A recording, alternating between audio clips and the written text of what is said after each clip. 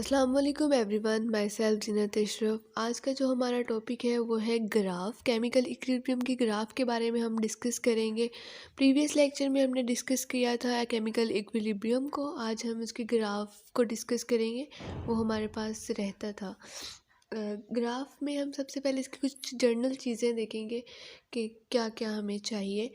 जैसे कि हमें यहाँ पर एक मैंने ग्राफ ड्रा किया हुआ है पहले ही। तो यहाँ पर दो लाइनों के साथ शो करवाया हुआ है। एक ये जो ये हमारे पास एक्स एक्सिस में ये हमारे पास हॉरिजेंटल है, एंड वाई एक्सिस ये हमारे पास वर्टिकल है।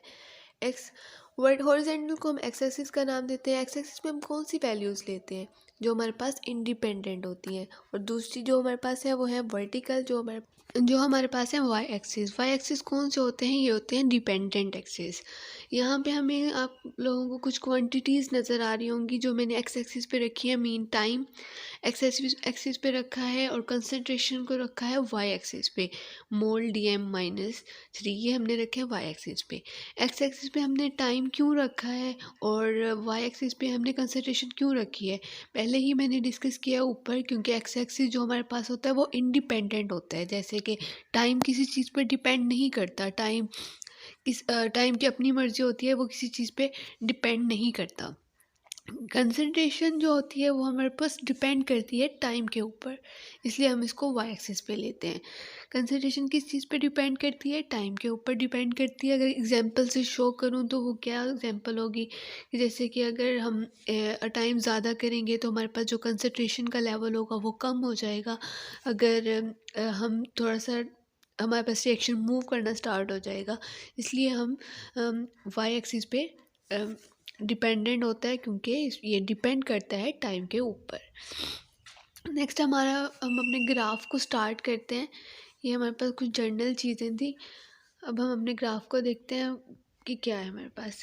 यहाँ पर दो लाइनें हमने शो करवाई हुई हैं, एक ब्लू लाइन है और एक रेड लाइन है। ब्लू लाइन से हम रिएक्टेंट को शो करवा रही हूँ और रेड लाइन से प्रोडक्ट को शो करवा रही हूँ। अब जो हमारे पास यहाँ पर कंसंट्रेशन मोल DM है, ये हमारे पास कंसंट्रेशन का यूनिट होता है। ये आप मेंशन कर लें, कंसंट्रेशन का यूनिट क्या होता है, DM-3 भी होता है और इसको हम लीटर क्यूब भी कहते हैं, पर लीटर क्यूब। अगर हम अब ग्राफ स्टार्ट करें तो हमारा ग्राफ क्या है, हमारे पास से एक यहाँ से वाई से लास्ट में जो हमारे पास क्वांटिटी है वो क्या ली हुई है, हमने यहाँ पर 60 मोल DM-3 हम लोगों ने लिया हुआ है। और टाइम हमने क्या लिया हुआ है, 0 लिया हुआ है। क्या लिया हुआ है हमने, वाई हमने जो हमारे पास पॉइंट है जहाँ से हमारी लाइन स्टार्ट हो रही है वो है 60 मोल DM-3 से स्टार्ट हो रही है। जो हमारे पास ब्लू लाइन है वो कहाँ से स्टार्ट हो रही है, वो हमारे पास टाइम 0 से स्टार्ट हो रही है। जैसे कि ऐसे ये जब मूव कर रहा है टाइम बढ़ रहा है, जब जैसे टाइम बढ़ रहा है तो रिएक्शन मूव कर रहा है। फ़िलहाल अभी हमारे पास जो टाइम है वो 0 है और जो वाई की कंसंट्रेशन वो हमारे पास 60 मोल DM-3 है। क्या होगा अब, जब ये रिएक्शन अभी तो 0 पॉइंट पे है, तो अभी रिएक्शन स्टार्ट ही नहीं हुआ, तो ये इसलिए हमारे पास 0 है। जब रिएक्शन ही हमारे पास स्टार्ट नहीं हुआ, अभी टाइम हमारे पास 0 है, तो प्रोडक्ट हमारे पास अभी 0 मोल ही है। जब अगर हम इसको मैं मेंशन ना भी करूं तो हमें पता है कि हमारे पास रिएक्टेंट कौन से हैं और प्रोडक्ट कौन से हैं। अब हमारा जो ग्राफ स्टार्ट हो रहा है वो कुछ इस तरह स्टार्ट हो रहा है कि हमारे पास जो कंसंट्रेशन है वो कम हो रही है, लेकिन जो हमारे पास टाइम है वो बढ़ रहा है। जैसे कि हम यहाँ पे मेंशन किया हुआ है टाइम 10 to 20 हो रहा है और 30 to 40 हो रहा है, लेकिन जो कंसंट्रेशन है वो वैसे ही कम हो रही है, 60 to 50 हो रही है, 50 to 40 हो रही है। ये इसी तरह ये मूव कर रहे हैं, या हॉरिजेंटल भी मूव कर रहे हैं और वर्टिकल भी मूव कर रहे हैं। जैसे कि हम जानते हैं जब हम रिएक्शन टाइम ज़्यादा करते जाते हैं तो हमारे पास जो रिएक्शन कंसंट्रेशन होती है, रिएक्टेंट होते हैं, वो हमारे पास कम हो जाते हैं। अभी हमारे पास जो टाइम मूव कर रहा है ये वर्टिकल भी मूव कर रहा है और ये हॉरिजेंटल भी मूव कर रहा है, ये दोनों साइड पे मूव कर रहा है। यहाँ पर हमारे पास एक और बात यहाँ पे नोट करने वाली आती है। यहाँ पर एट अ टाइम जब हमारे पास ये दोनों ये एक ऐसा वक्त आता है जब यहाँ पर ना ही टाइम की कंसंट्रेशन बढ़ रहा होता है, ना ही कंसंट्रेशन बढ़ रही होती है। क्यों? क्योंकि यहाँ पर इक्विलिब्रियम इस्टेब्लिश हो जाता है, यहाँ पर इक्विलिब्रियम आ जाता है। इसलिए यहाँ पर कोई वैल्यू ना ही कंसंट्रेशन की बढ़ रही होती है, ना ही टाइम की बढ़ रही होती है, क्योंकि हमारे पास जो केमिकल इक्विलिब्रियम की डिफाइन है वो हमारे पास है ही यही, क्योंकि ये कांस्टेंट हो जाती हैं इनकी वैल्यूज़। नेक्स्ट हमारे पास क्या है? हमारे पास है characteristic to forward and reverse reaction. First of all मतलब फॉरवर्ड रिएक्शन हमारे पास क्या होते हैं और रिवर्स रिएक्शन हमारे पास क्या होते हैं, हमने इसकी कैरेक्टरिस्टिक को देखना है। फर्स्ट यहाँ पे एक रिएक्शन लिखा हुआ है H2 and I2, जिसको हमने रिएक्ट करवा रहे हैं। जो प्रोडक्ट हमारे पास बन रहा है वो बन रहा है 2HI। मतलब ये फॉरवर्ड डायरेक्शन भी मूव कर रहे हैं और ये बैकवर्ड डायरेक्शन भी मूव कर रहे हैं। फॉरवर्ड रिएक्शन को सबसे पहले डिस्कस करेंगे। हमारे पास फॉरवर्ड रिएक्शन का फर्स्ट पॉइंट क्या है? फर्स्ट पॉइंट हमारे पास क्या है फॉरवर्ड रिएक्शन का? ये हमारे पास है ऑलवेज लेफ़्ट टू राइट। मतलब ये हमेशा लेफ़्ट टू राइट मूव करता है। फॉरवर्ड जो रिएक्शन होता है ऐसे ऊपर मेंशन करवाया हुआ है। जो हमारे पास रिवर्स रिएक्शन है वो हमारे पास क्या मूव करते हैं? ऑलवेज राइट टू लेफ़्ट, जैसे कि यहाँ नीचे एग्जाम्पल में भी डिस्कस किया हुआ है। सेकेंड पॉइंट हमारे पास जो क्या है इसका, हमारे पास है रिएक्टेंट से प्रोडक्ट बनते हैं और ये हमारे पास सिंगल स्टेप रिएक्शन होता है फॉरवर्ड जो रिएक्शन होता है, इसलिए हमारे पास रिएक्टेंट टू प्रोडक्ट ही बनाते हैं। जिस तरह ये एग्जांपल में यहाँ लिखी हुई है H2 और I2, इसको हम सिंगल रिएक्ट करवा रहे हैं तो हमारे पास क्या रिएक्शन बन रहा है? 2HI। ये हमारे पास प्रोडक्ट इसका, ये हमारे पास ये हमने बनाया प्रोडक्ट। हमारे पास सेकेंड पॉइंट रिवर्स रिएक्शन में क्या है? प्रोडक्ट टू रिएक्टेंट मूव कर रहे हैं, क्योंकि ये जो रिवर्स रिएक्शन होते हैं ये रिएक्टेंट टू प्रोडक्ट भी मूव करते हैं और प्रोडक्ट टू रिएक्टेंट भी मूव करते हैं।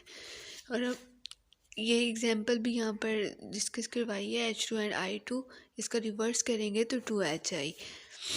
नेक्स्ट हमारे पास जो पॉइंट है वो हमारे पास क्या है? इनिशियली रेट जो हमारे पास है वो पहले इंक्रीज़ होता है, लेकिन जब जो ग्रेजुअली ये डिक्रीज़ होना स्टार्ट हो जाते हैं।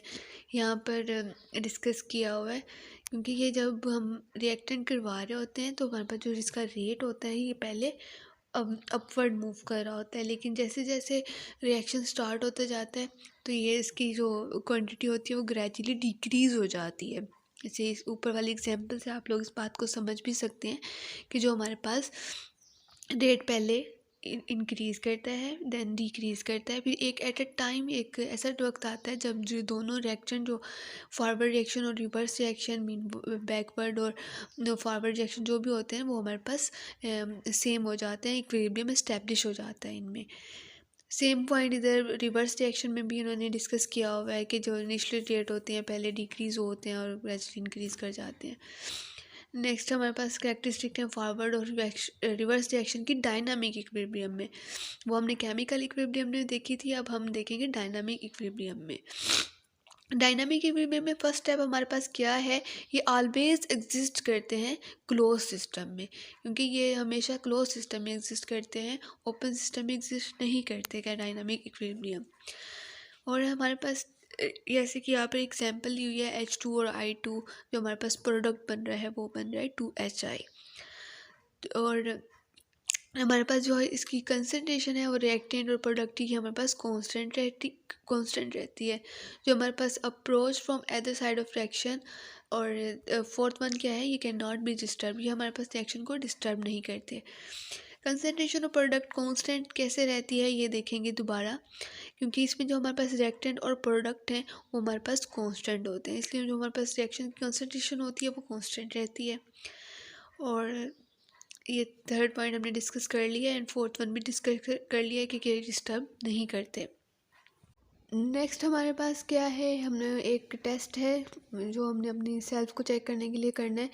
इसमें हमने क्या करना है? फॉरवर्ड और रिवर्स रिएक्शन को हमने सेपरेट करना है। सिंपल से रिएक्शन है हमारे पास दो, जिसमें हम फॉरवर्ड और रिवर्स रिएक्शन को सेपरेट करेंगे। किस तरह करेंगे? हम पहले हेडिंग देंगे फॉरवर्ड रिएक्शन की, देन रिवर्स रिएक्शन की। अब सिंपल हमने इसमें से फॉरवर्ड रिएक्शन को सेपरेट कर लेना है और रिवर्स रिएक्शन को सेपरेट कर लेना है। इसमें हमारे पास फॉरवर्ड रिएक्शन कौन से हैं? N2 + O2। ये हमारे पास ये हमारे पास फॉरवर्ड रिएक्शन है। जब ये रिएक्ट करवाएगा तो हमारे पास जो प्रोडक्ट बनेगा तो 2NO बनेगा। ये हमारे पास फॉरवर्ड रिएक्शन है। यहाँ पर हम जो एरो यूज़ करेंगे वो सिंगल एरो यूज़ करेंगे, डबल एरो नहीं करेंगे, क्योंकि हम फॉरवर्ड रिएक्शन को सेपरेट कर रहे हैं। अगर डबल एरो यूज़ करेंगे तो हमारे पास ये रिएक्शन गलत हो जाएगा। देन हमारे पास कौन सा रिवर्स रिएक्शन, इसको हमने अलग करना है। तो हमारे पास रिवर्स रिएक्शन क्या है, 2NO और N2 और O2 हमारे पास प्रोडक्ट बन जाएंगे।